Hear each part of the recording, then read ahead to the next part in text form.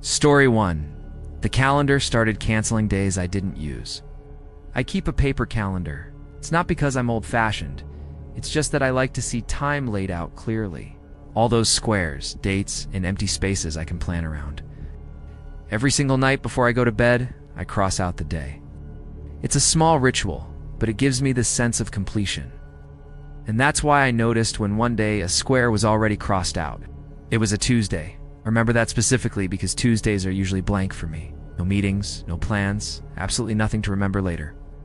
But when I looked at the calendar that Monday night, Tuesday already had a thin, neat line through it. It wasn't messy or aggressive. It just looked finished. My first thought was that I'd just made a mistake. Crossed it out early, out of muscle memory, or in Dove Day fatigue. It happens, right? So I just grabbed an eraser and uncrossed it. The paper smudged a little, but the square was blank again. Satisfied, I went to bed. I woke up late the next morning. That happens sometimes. But when I checked the calendar, Wednesday was the next uncrossed square. Tuesday was crossed out again. This time the line was darker, more confident. I grabbed my phone, thinking I was losing my mind. The date read Wednesday. I tried to remember Tuesday. Not events I knew. There weren't any but feelings. Work stress, boredom, hunger. Anything. There was nothing. Not even a blur. It was just a clean gap, like a skipped page in a book. I asked my coworker if we'd spoken the day before. She hesitated for a moment. Yeah, she said slowly, briefly. About what? She frowned. I don't remember. It wasn't important. Her answer didn't help at all. Now that night, as I was staring at the calendar, I noticed something else. Inside Tuesday's square, there were tiny pencil marks I hadn't seen before. It was just one word, unused. The next week, it happened again. Thursday disappeared. This time, though, I caught it happening. I went to bed Wednesday night with Thursday's square totally blank. I woke up Friday morning. Thursday was crossed out. The line was even heavier this time. Same pencil, same handwriting. I started paying attention, looking for a pattern. The days that disappeared were always the empty ones. No plans, no conversations worth noting, no real decisions made. They were the days I just drifted through. The days I'd normally forget anyway. So I decided to test the theory. I did an experiment. I deliberately left a day completely empty. No plans, no notes. I just stayed home, watched TV, and ate whenever I remembered to. That night, the calendar crossed the day out before I even went to sleep. This time, it added a new note. No meaningful activity recorded. I didn't panic right away. The calendar wasn't threatening me. It wasn't hostile. It felt administrative. Like a system correcting an inefficiency. And that thought scared me more than anything. The days that stayed were the full ones. The ones with meetings, arguments, decisions I agonized over. The moments I replayed in my head later, those squares remained untouched, filled with my messy handwriting, coffee stains, erased notes proof of use. So I started overscheduling. I filled my calendar aggressively. Lunches, errands, walks, even calls I didn't want to make. I started leaving myself little notes like, remember this day, and those days stayed. But I was exhausted. Then came the first warning. One square had new writing that I didn't add. It said, low yield, and it was underlined. That day had involved routine work and polite, forgettable conversations. Nothing memorable. The day stayed, but just barely. Weeks passed, then months. My calendar started to feel thinner. Literally, the canceled days left faint impressions on the paper beneath them, indented absences. I realized something quietly horrifying. I wasn't just losing time randomly. I was losing permission to waste it. One night I spoke to it, not out loud, but in my head. I just thought, what happens if I stop trying? The next morning I found a response written in the margin. It said, optimization continues, regardless of participation. So I tried something else. I scheduled a rest day, wrote it down clearly. REST, nitrogen monoxide, expectations. I did nothing productive. Slept late, watched the ceiling fan spin, and just let my thoughts wander. That night, the square was crossed out violently. Multiple lines scored into the paper. and a note pressed so hard it nearly tore the page. Non-essential. To keep a day, I had to matter. To someone, to myself, to a future version of me. Casual existence just wasn't enough anymore.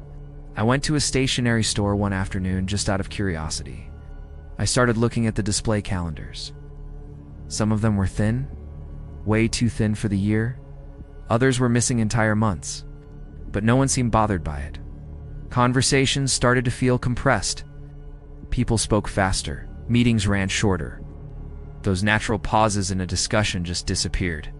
It felt like everyone everywhere was afraid of leaving empty space, like time itself was watching. There was a date, weeks in advance, that I circled. I didn't label it, didn't even know why I did it. When the day finally arrived, nothing special happened, but it felt important. Heavy with awareness, I paid attention to everything. The way the light came through the window, the sound of my own breathing, the simple feeling of being present. That night, the square stayed untouched. No notes, no judgment, just a blank, beautiful square. I think I was finally starting to understand the rule. The calendar didn't care about productivity, cared about attention. Days lived on autopilot were redundant. Days that were noticed, truly noticed, were preserved. So I decided to try a risky decision. I deliberately left a day empty again, but this time, I stayed aware. I noticed the boredom creeping in. I noticed the discomfort. I noticed the urge to escape the moment, to just fill it with noise, but I didn't fight it. Let the day be plain. I just lived it. That night, nothing happened. No crossing out, no note, just silence. The next morning, written at the bottom of the page, was a sentence longer than anything before.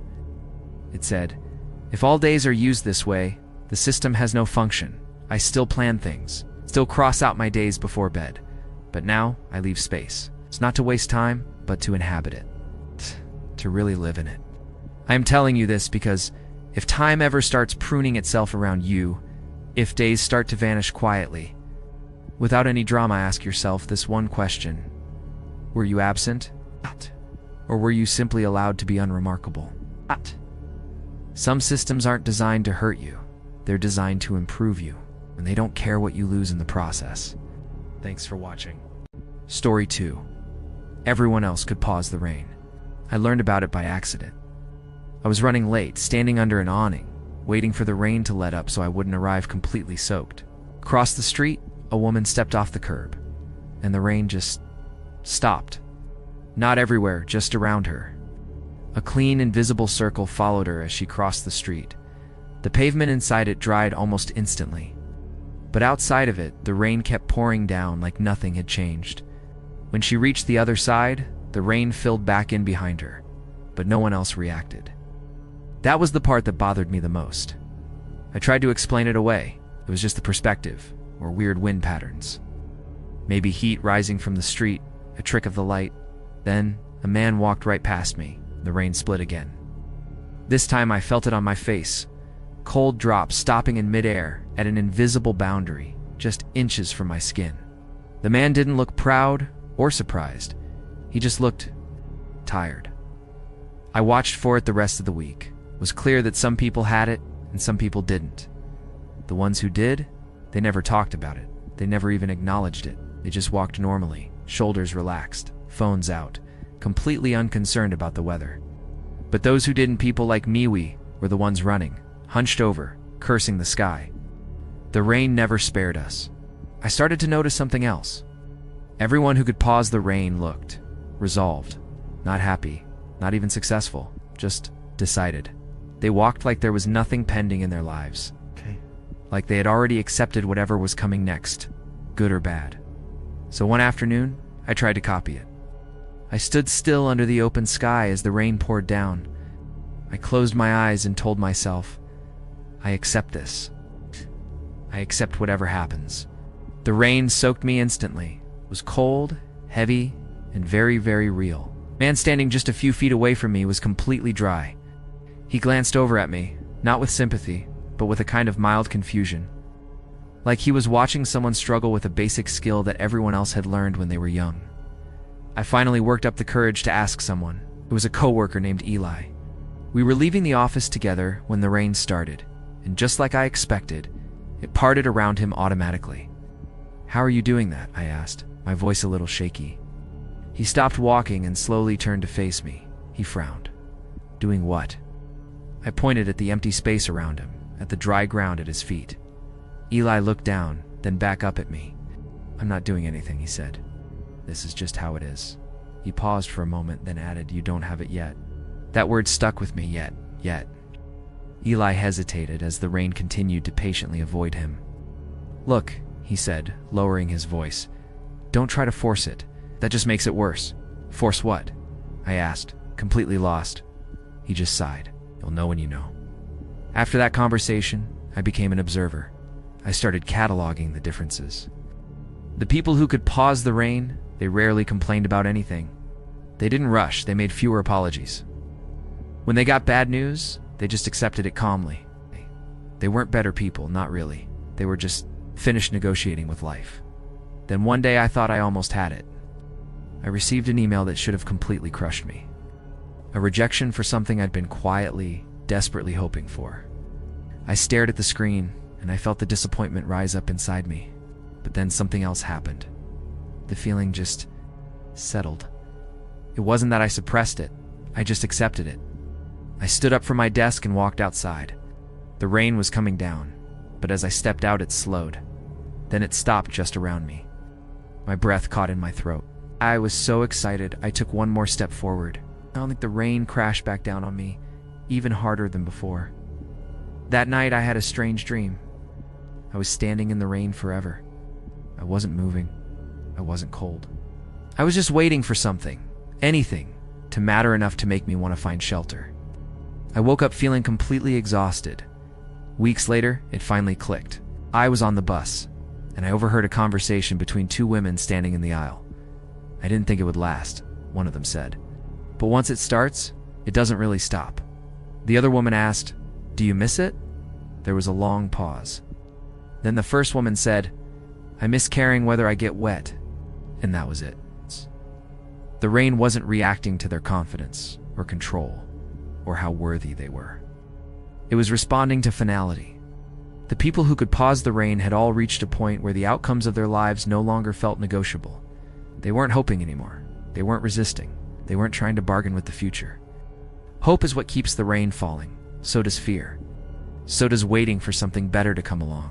The pause, the dryness, it only comes when you stop asking what if. And I wanted it. I wanted it so badly. I wanted the dry clothes, the calm walks, that look of quiet authority that people had when the air was clear all around them. But then I noticed something else. The ones who could pause the rain, they rarely changed direction. They followed their routines, their predictable paths. It was as if deciding on something once meant deciding on it forever. One night, I was standing alone in a heavy downpour. I tried again, but this time I didn't try to stop the rain. I tried to let go of wanting it to stop. I thought of everything I was still hoping for in my life. And then, one by one, slowly, I released each one. The rain slowed. It paused. The air around me went completely still and silent, and I was dry. The moment felt powerful, but it also felt narrow. The world looked flatter, quieter. It was like all the possibilities had folded inward on themselves. I took a step forward, and the dry space moved with me. The rain waited patiently, just beyond my little bubble.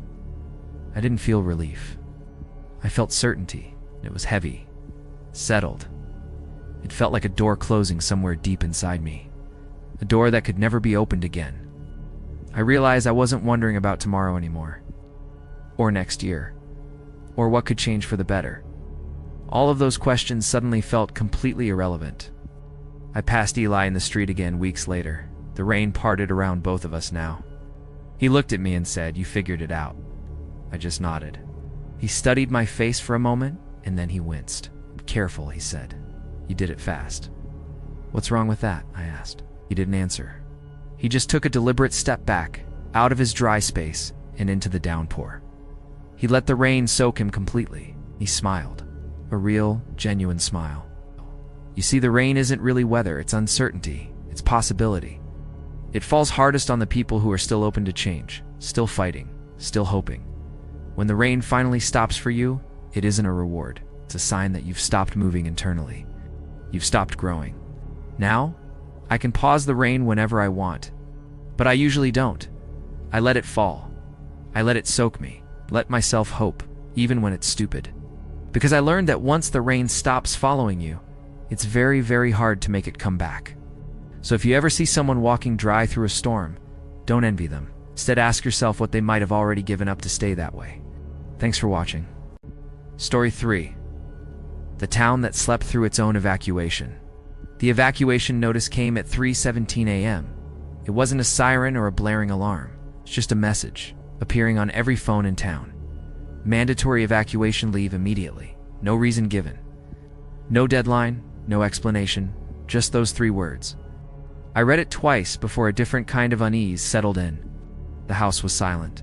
Too silent. I went to my parents' room first. My mother was asleep on her side, breathing slowly, peacefully. My father lay flat on his back, hands folded on his chest like he was posing for a photograph. I shook them. Hard. Nothing. Not even a flinch. I felt for their pulses, steady, normal, alive. They were just unreachable. Dot outside. The world was illuminated but lifeless. Every light was on. Porch lights, street lights, car headlights glowing in driveways. But there were no sounds. No car engines turning over, no doors slamming shut, no panicked voices calling out names. There was only the low, constant hum of electricity and the wind moving through the trees like it was practicing how to be quiet. I ran to my neighbor's house and knocked on the door. The sound echoed unnaturally loud, as if the street itself was holding its breath. Listening. There was no answer. I tried the handle. It was unlocked. Inside, the television was on, its screen filled with flickering static snow. My neighbor sat on his couch, eyes open, but not blinking, not focused on anything. He was breathing, alive, but he was asleep. Every house was the same. Quiet, unsettling pattern. Everyone breathing, everyone warm to the touch. Everyone completely unreachable. And on their nightstands, phones were buzzing softly, their screens glowing with the same evacuation notice. I was the only one awake. I had to know more. I jumped in my car and drove towards the edge of town, frantically scanning the radio. Every station was playing the exact same thing, silence. Not static, not dead air. Just a profound, intentional absence of sound. Then, after several minutes that felt like an eternity, a voice cut through. It was calm, measured. If you are hearing this, you are awake. I nearly drove off the road. The voice continued, its tone never wavering. Remain calm. This is expected. Do not attempt to wake others. My grip tightened on the steering wheel, knuckles turning white. Evacuation is mandatory only for those conscious enough to receive it. I pulled over, my hands shaking uncontrollably. The voice added one final chilling line. If you are alone, you are not in error. The voice never said why. It never explained what we were evacuating from. It just repeated one instruction over and over. Leave before sunrise. There was only one road out of town, a long stretch of highway that cut through a dense forest. Usually, it was busy. Now, it was completely empty. As I drove, I noticed something strange. The farther I got from town, the harder it became to stay awake. My eyelids felt like they were lined with lead. My thoughts slowed to a crawl. The road seemed to stretch on forever. Halfway to what felt like nowhere, I saw a car pulled over on the shoulder, its hazard lights blinking in the darkness. A man sat behind the wheel, slumped forward against the steering wheel. The engine was still running. I approached cautiously and tapped on the window. Nothing. I opened the door. He was breathing, warm to the touch and deeply asleep. His phone was glowing in his lap, but his screen was dark. There was no evacuation notice. That's when I finally understood, far too late. The notice wasn't for everyone. It was only sent to those who could still wake up on their own. I reached a checkpoint just as the first hint of dawn painted the sky. It was a simple barricade, few orange cones and a portable sign that read, "Awake traffic only." Beyond it, a woman in a reflective vest stood waiting. She looked exhausted, aged beyond her years. "You made it," she said, her voice cracking as if she had said those words too many times already. She explained everything quickly, almost racing against the rising sun. Every few decades, some places, they thin out, she said. People don't notice it happening. They're too busy, too tired, too distracted. What happens to them? I asked, my voice barely a whisper. She didn't answer directly. Most of them don't wake up again, she said instead. Why was I awake? I had to know. She looked at me carefully, her gaze seeming to see right through me. Because you weren't done, she said. That's it? She nodded. That's always it. We stood there together as the sun crested the horizon. The golden light washed over the rooftops, the streets, the silent houses full of sleeping people. Nothing dramatic happened. There were no explosions, no collapse, just an impossible stillness. Then the woman spoke again, her voice low. Watch. At the exact moment of sunrise, the town felt farther away. Not visually, but emotionally. It was like trying to remember a dream the moment you wake up. I tried to focus on individual houses, my childhood home, but I couldn't. My mind just slid off the details, refusing to hold on. It's done now, she said quietly. What does that mean? It means you can't go back, she replied. Not really. I turned and looked back at the road we came from. The barricade was gone. The highway ahead just stretched on endlessly. I noticed then that we weren't alone. There were other people nearby, scattered and silent, all awake. All watching their own towns fade in the same quiet, devastating way. No one was crying. No one screamed. The grief felt like it was waiting for permission that would never come. Could I have woken them? I asked the question, tearing at me. The woman shook her head. People think sleep is passive, she said. It's not. It's a choice. Choice made slowly over years. I thought of how tired everyone had always been. How normal it all felt, day after day. Where do we go now? She shrugged, a gesture of weary acceptance. Somewhere that hasn't thinned out yet, and when it does, her expression softened with a deep sadness. Then you hope you're still awake. Sometimes late at night I still hear it. The soft, familiar vibration of a phone buzzing, even though mine never lights up. Even though there's no signal where I am now. So if your phone ever lights up in the dead of night, if everyone else keeps sleeping, if a message tells you to leave without any explanation, don't try to understand it. Understanding is a luxury. It wastes time. Let's go. Because the most dangerous thing isn't whatever's coming for you. It's how easy it is to sleep through the one moment you were supposed to leave. Thanks for watching. If this story stuck with you, consider subscribing for more. Stay awake out there. Story 4. Everyone else heard the siren as a test. The siren went off at 2:46 a.m. It wasn't loud. It wasn't urgent. It was just a long, steady tone that slid through the walls like it already knew the layout of every house. I woke up instantly, but my heart didn't race. That was strange. It felt like I had been expecting it. I grabbed my phone. No alerts. No emergency messages.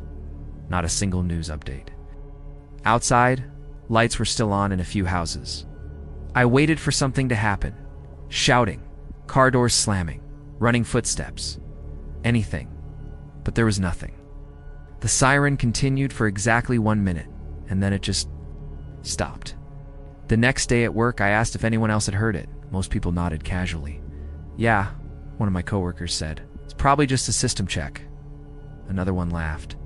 You know, those always sound so much worse in the middle of the night. No one looked shaken. No one asked any questions. It was just a thing that had happened. But then, the next night, it came back.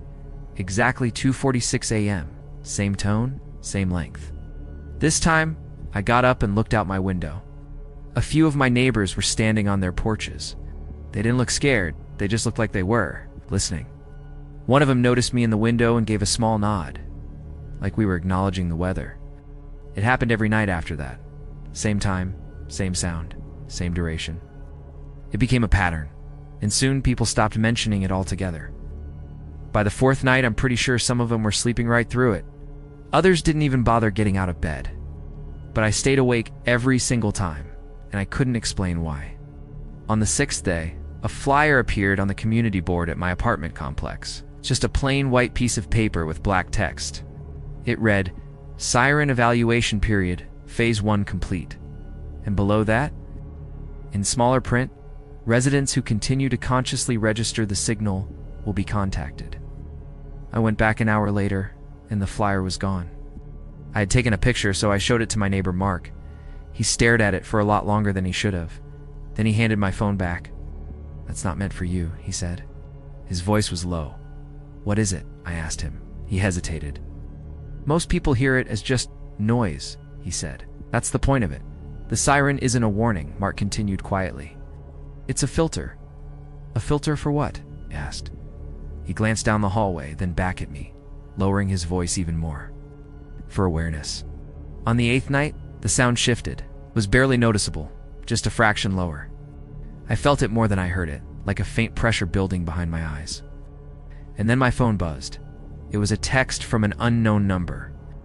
2 words, "Still listening," followed by a smiley face. Good. That's when people started disappearing. It wasn't dramatic. There were no missing posters, no police cars, no frantic searches. It was just an absence. A coworker's desk was suddenly empty. A neighbor's lights never turned on again. And when you asked about them, people all had the same vacant response. "Oh, I heard they moved," and no one questioned it. 3 nights later, there was a knock at my door. 2 people stood outside. No uniforms, no badges. They just smiled politely. "You've been consistently responsive," one of them said. "Responsive to what?" I asked. "The signal," the other one replied, as if it was the most obvious thing in the world. "They didn't come inside. They didn't need to." "Most humans adapt by tuning things out," the first one explained. "It's an efficient survival mechanism." "The siren," the second one added, "measures resistance to normalization." I asked them why that mattered. They exchanged a quick glance. "'Cause what comes next," one said, "requires witnesses." "What about the others?" I asked. "The people who don't notice it anymore? What happens to them?" The first one answered without a hint of emotion. "They remain. That's it," I said, confused. "They won't interfere." That night, the siren played again. But this time, I heard something else underneath it. A rhythm. Like something breathing, slow and deep. My phone buzzed with another message from the unknown number. Phase 2 begins soon. And that's when it hit me. The siren wasn't a test of our danger response. It wasn't about fear. It was testing attention over time. Who noticed the small changes, who questioned the repetition, who refused to let the unusual just become background noise. Because whatever was coming doesn't announce itself with a loud bang. It blends in. It waits for people to get comfortable, to get complacent, to stop paying attention. On the 13th night, the siren didn't stop after 1 minute. It just continued. It's growing longer, deeper. I stepped outside, and so did a few others. Just a handful of us on the whole street. The rest of the houses were dark. Everyone else was asleep. Their windows dark, their minds quiet. As the siren droned on, the sky began to dim. It didn't get dark exactly, it just flattened. Like someone was slowly turning down the contrast on reality itself. The stars vanished. Then the clouds. Then the very feeling of depth disappeared. The ground didn't shake.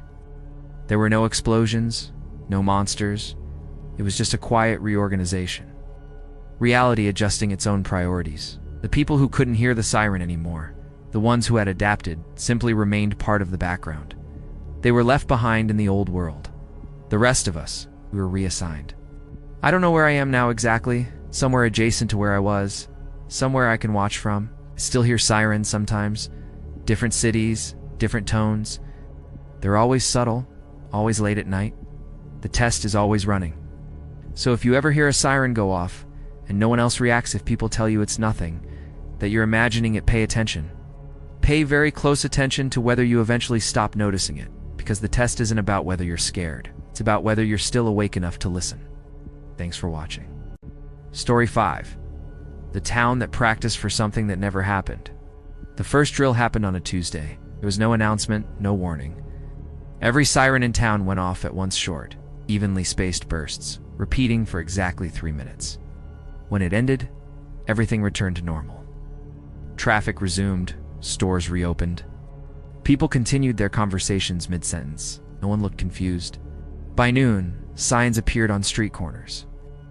White background, black lettering, community readiness, drill, thank you for your cooperation. There was no date, no agency name, no instructions, just gratitude. At work, I asked my coworkers what the drill was for. One of them just shrugged. Another said, "Oh, they've been doing those." I asked, "How long?" They paused for a moment. "Always, I think." The next drill came 3 days later. Same sirens, same duration. This time, people paused just slightly before continuing what they were doing, like a muscle memory correcting itself. And I noticed something else. No one checked their phone. I went online, searching the town website. Nothing. The local news. The community Facebook group. Any posts about the drills were being deleted within minutes. I saw one comment pop up briefly before it vanished. Why are we practicing if no one knows what for? I decided to ask Mrs. Calder, who had lived in this town for decades. She smiled politely. "Oh, those," she said. "They're just to keep us ready." I pressed her, "Ready for what?" She thought for a moment, her smile faltering. "I don't remember," she admitted. "But it's important that we practice." The third drill lasted 5 minutes. It was different. People stopped moving this time. They weren't panicking.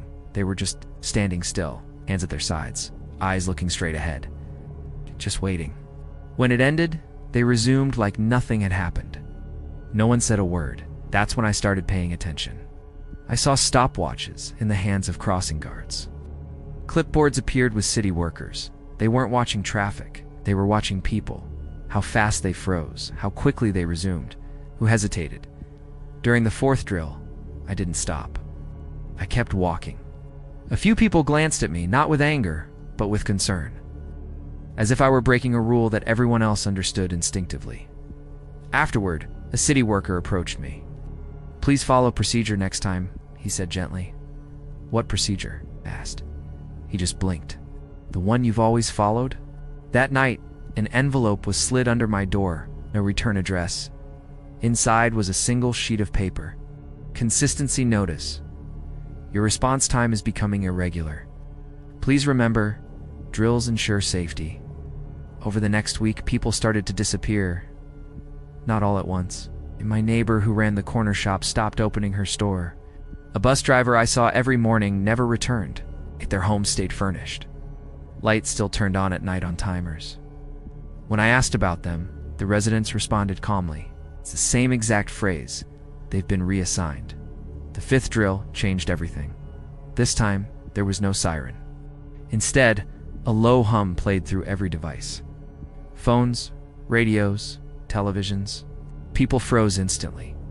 Some dropped what they were holding. I felt my own body want to stop, to go still. It took a conscious effort not to. The hum wasn't loud, but it was precise. I could feel it trying to align my breathing to slow my thoughts. It was encouraging stillness. This wasn't a drill for an emergency. It was a rehearsal for compliance. After the drill ended, I followed one of the city workers. He led me, unknowingly, to a building with no signs.